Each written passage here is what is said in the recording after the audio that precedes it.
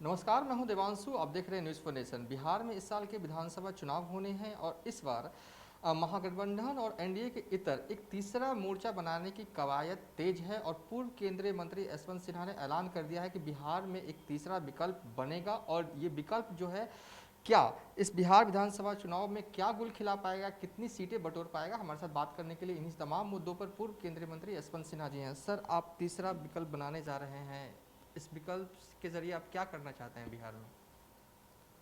ये केवल एक राजनीतिक विकल्प नहीं है। हम बिहार की जनता के सामने एक नया विकल्प रखना चाहते हैं जो एक मुद्दों पर आधारित विकल्प होगा, एक मूल्यों पर आधारित विकल्प होगा, एक साफ सुथरी राजनीति करने का विकल्प होगा। और हमारा जो इरादा है वो है बेहतर बिहार बनाने की। इस बार के चुनाव में हम चाहते हैं कि बिहार को बदलना चाहिए और हमको बेहतर बिहार बनाने की दिशा में आगे बढ़ना चाहिए। बिहार की इज्जत को ठेस पहुंची है इस बार, और ख़ास करके जो प्रवासी मजदूर मजबूर हुए बाहर के प्रदेशों में जाकर काम करने के लिए, उनकी घर वापसी, फिर उसके बाद उनकी दोबारा वापसी उन प्रदेशों में, क्योंकि यहाँ उनको रोज़गार नहीं मिला, भोजन नहीं मिला, ये बिहार की दुर्दशा को दिखाता है। और इसी दुर्दशा से मुक्ति दिलाने के लिए, भ्रष्टाचार से मुक्ति दिलाने के लिए, शोषण से मुक्ति दिलाने के लिए हम एक नए विकल्प को पेश करने जा रहे हैं आगे आने वाले चुनाव में, ताकि लोग जो हैं वो केवल दो पार्टों के बीच में फंस के न रह जाएं, उनको एक तीसरा विकल्प भी उपलब्ध हो।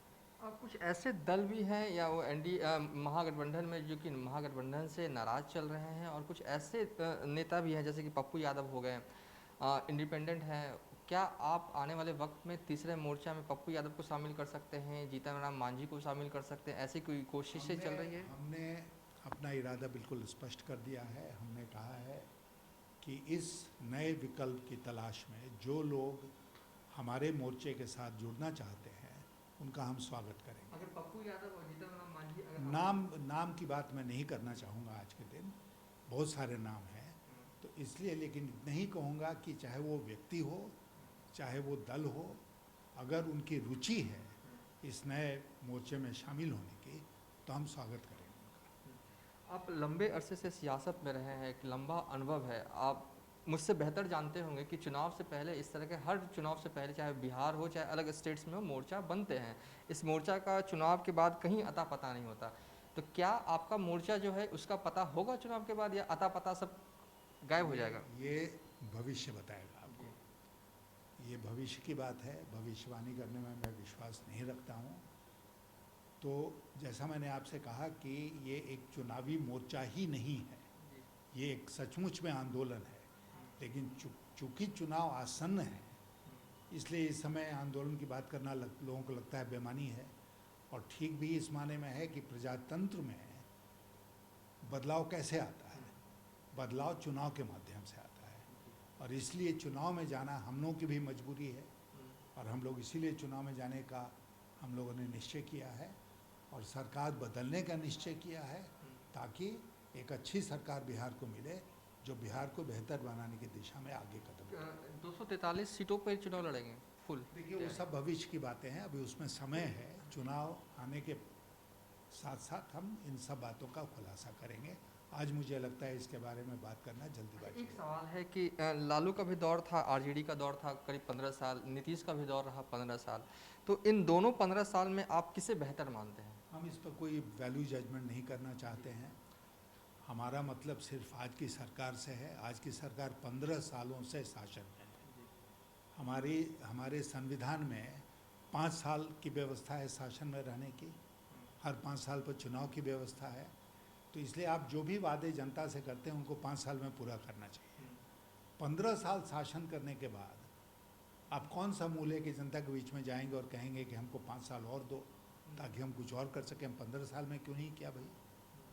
जो काम 1 साल में होना चाहिए, 6 महीने में होना चाहिए, 2 साल में होना चाहिए, वो 15 साल तक आप नहीं कर पाए। अब नीतीश कुमार जी कह रहे हैं कि हम अगले 5 साल में हर खेत में पानी पहुंचाएंगे। 15 साल में हर खेत में पानी क्यों नहीं पहुंचा? पहुंचाए उन्होंने। अब वो कहते हैं कि हम रोजगार की व्यवस्था करेंगे। 15 साल में रोजगार की व्यवस्था बिहार में क्यों नहीं हो पाई? तो ये सब मुद्दे हैं जिनको लेकर हम लोग जाएंगे। और जैसा हमने आपसे कहा, एक बार फिर रिपीट करता हूँ कि हम मुद्दों की राजनीति करेंगे, मूल्यों की राजनीति करेंगे, साफ सुथरी राजनीति करेंगे। तो आपको ये लगता है कि इस चुनाव में बिहार में तीसरा मोर्चा कुछ कमाल या कुछ असर दिखा पाएगा? मुझे लगता है कि हमें जनता के जजमेंट पर पूरा भरोसा है और हम जनता के बीच अपनी आशाओं को लेकर जाएंगे, उनकी आशाओं को लेकर जाएंगे और उसका प्रतिफल हमें प्राप्त होगा।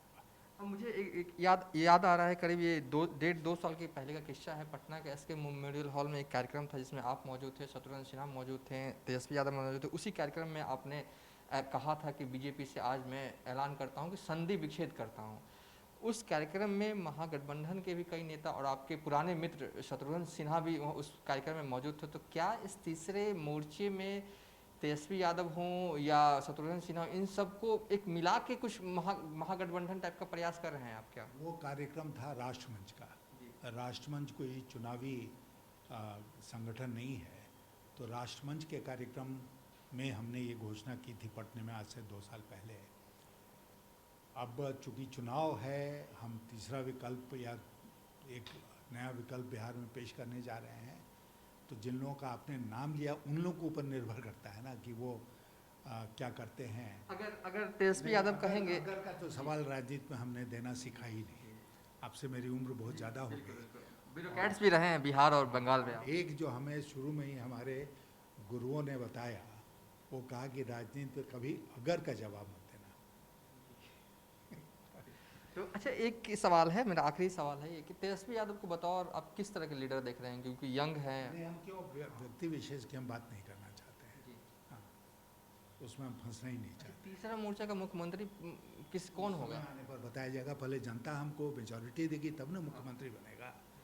कि पेड़ में कटहल नहीं, हम मुंह में तेल लगा के बैठे हैं।